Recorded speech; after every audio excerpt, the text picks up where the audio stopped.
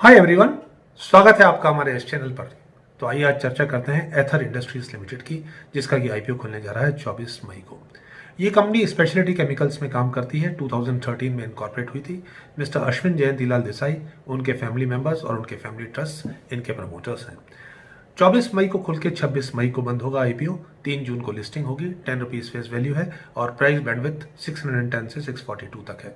Issue size 808 crore का है, जिसमें से 78% फ्रेश इशू है 627 करोड़ का, और ओएफएस यानी कि ऑफर फॉर सेल 181 करोड़ यानी 22%। मिनिमम ऑर्डर क्वांटिटी 23 शेयर्स की है।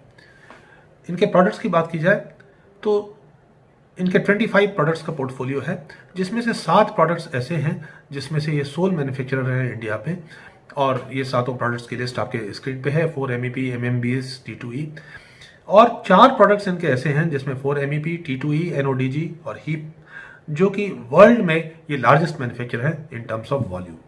तो जैसे हम चर्चा कर रहे थे इनके 25 प्रोडक्ट्स पोर्टफोलियो की, ये 34 ग्लोबल कंपनीज को सेल करते हैं 18 कंट्रीज में, और 154 डोमेस्टिक कंपनीज को। अगर 31 मार्च 2022 के डेटा की बात की जाए तो कंपनी के 3 बिजनेस मॉडल्स हैं।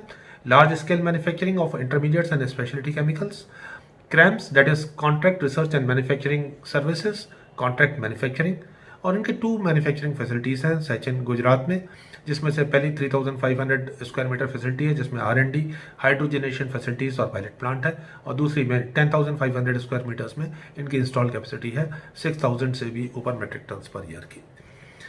इनके एसेट्स की बात की जाए तो काफ़ी इंप्रेसिव ग्रोथ रही है। 207 करोड़ थे मार्च 19 में, ग्रो होकर दिसंबर 21 में 710 करोड़ हुए हैं। ईयर वाइज डेटा आपकी स्क्रीन पर। अब इनके रेवेन्यू और प्रॉफिट की बात की जाए तो बहुत ही इंप्रेसिव ग्रोथ रही है। 203 करोड़ इनका रेवेन्यू था 18-19 में, जो कि ग्रो किया 2021 में 454 crore, every year 49% growth. Profit उससे भी इंप्रेसिव ग्रोथ रही है। 23 करोड़ से बढ़कर 40 करोड़, 40 करोड़ से बढ़कर 71 करोड़, यानी कि 71% पहली साल में ग्रोथ और 78% दूसरे साल में ग्रोथ।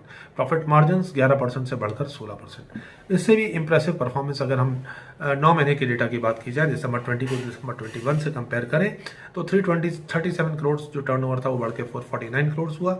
48 करोड़ का जो प्रॉफिट था वो बढ़ के 83 करोड़ हुआ। In terms of profit they are the more than the last year full year profit, और इनका मार्जिन जो है 14% से बढ़कर 18% हुआ है। तो काफ़ी इंप्रेसिव परफॉर्मेंस रही है इनकी 9 मंथ्स एंडिंग दिसंबर 21 में। बाकी पैरामीटर्स की अगर बात करें तो EPS 2.48 से बढ़कर, जो कि मार्च 19 में था, दिसंबर 21 में 7.45 रहा। जैसे कि अपने मार्जिन देखे, रिटर्न ऑन नेटवर्थ इनका काफ़ी इंप्रेसिव है 47.5%, लेकिन कंपनी ने अभी तक प्रॉफिट में रहने के बाद भी कोई डिविडेंड नहीं दिया है। अब इनके कॉम्पिटिटर्स की अगर बात की जाए जो इन्होंने RHP में अपने शेयर किए हैं, क्लीन साइंस, नवीन फ्लोरिन, विनती Organics, PI industries, fine Organics, और ये जैसे कि हम जानते हैं केमिकल कंपनीज काफ़ी अच्छा PE कमांड करती हैं, तो 48 से लेकर 82 तक PE कमांड कर रही हैं ये सारी कंपनीज। और अगर एथर की बात की जाए और फाइनेंशियल 22 के अर्निंग्स को एनालाइज किया जाए तो इनका PE भी काफ़ी स्ट्रेस्ड वैल्यूएशंस पे 72 से ऊपर है। तो आगे चल के हम डिसाइड करते हैं कि इस कंपनी में हमको करना क्या है। स्ट्रेंथ की बात की जाए तो हमने देखा कि इनका इंप्रेसिव पोर्टफोलियो, इनका फोकस पूरा R&D पे है to leverage the core competencies of chemistry and technology, long standing relationships है with a diverse customer base, strong and consistent financial performance, जैसे कि हमने 3 साल का डेटा और 9 मंथ्स का डेटा कंपेयर किया। वीकनेस की बात की जाए तो they are involve into manufacturing, storage and transportation of various hazardous substances. तो जो भी इनके इसमें लाइसेंसेस की है या और भी जो भी रिस्क इन्वॉल्व है उसमें they have to be very careful. Company faces competition in business in all parameters, हालांकि एंट्री बैरियर्स रहते हैं केमिकल्स में। The concentration of all operations in Gujarat, इनकी सारी फैक्ट्रीज गुजरात में है, और जो नया एक्सपेंशन है वो भी गुजरात में आ रहा है, तो डेफिनेटली एक एडवर्स पॉइंट है। और जो कुछ रॉ मटेरियल्स ऐसे हैं जिनके की इनकी प्राइसेस से लिंक्ड है क्रूड ऑयल प्राइसेस से, और जैसे ही क्रूड ऑयल प्राइसेस बढ़ रही हैं तो डेफिनेटली एक एडवर्स इम्पैक्ट हो सकता है।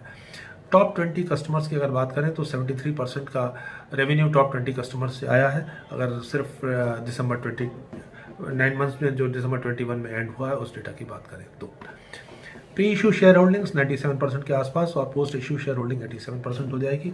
यहाँ हमको ध्यान ये रखना है कि सेबी गाइडलाइंस के हिसाब से 3 साल में इनको अपनी होल्डिंग 75% से नीचे लानी होगी। तो डेफिनेटली कंपनी के प्लान्स होंगे फ्यूचर एक्सपेंशंस के या जैसे भी होगा, तो इनको अगले 3 साल में डाइल्यूट करके अपनी इक्विटी अपनी होल्डिंग 75% से कम करनी पड़ेगी।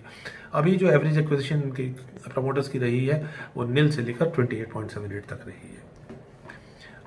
ऑब्जेक्ट्स ऑफ द इशू की अगर बात करें तो प्री पेमेंट और repayment of some of the borrowings. हालांकि इनका कहना ये है कि 138 करोड़ का जो डेट है वो पूरा डेट फ्री हो जाएंगे after this IPO. Funding capital expenditure requirements for the manufacturing facility, एक ग्रीनफील्ड प्रोजेक्ट आ रहा है उसके लिए चाहिए पैसा, और फंडिंग वर्किंग कैपिटल रिक्वायरमेंट्स और जनरल कॉर्पोरेट पर्पसेस, और रिटेल इन्वेस्टर्स के लिए कोटा जो है 35% का है। अब हमको और करना क्या है? डेफिनेटली एक अच्छी परफॉर्मेंस। और अगर फ्रॉस्ट एंड सुलिवन की रिपोर्ट की बात करें तो उन्होंने CAGR की जो ग्रोथ दी है वर्ल्ड ओवर 6.2% दी है अप टू 2025 फ्रॉम 2020, और इंडिया में 11.2%। तो अपॉर्चुनिटीज डेफिनेटली अवेलेबल हैं ग्रोथ की।